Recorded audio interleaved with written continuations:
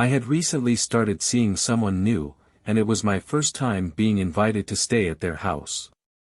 It was a household mainly occupied with females. This becomes important later. I wanted to make a good impression, who wouldn't? Anyway, a bit of backstory before I turned up at the house. I had been backed up for about 3 days. My diet had been mainly dairy, and so I knew a particularly upsetting movement was going to be due. What I didn't plan on, however, was it being due the same day I was visiting my girlfriend's, at the time, house. It's getting late and my bowels are starting to make these noises. It sounded possessed. Like I was about to shit Lucifer. I start to panic. The walls in the house are thin. Real thin. Like Rizla paper, thin.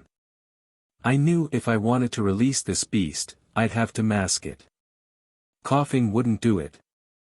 I needed to call in the big guns. My idea was to go for a shower, and use the noise of the shower to mask the sound of me having a dump. I'd then jump in the shower, and return to the toilet after to flush it. I guess a smarter dude would have flushed it there and then, however, I didn't want the noise of the flush to be heard whilst the shower was running, or it may have sounded a little questionable. I sit down, part my cheeks, curl my toes and grip the toilet roll. It was a textbook movement and it was followed by a huge sense of relief. I jump in the shower, wash up, and leave the bathroom. A few minutes pass and I hear a scream. Suddenly, the realization that I had forgot to flush after the shower hit me. And it hit me hard.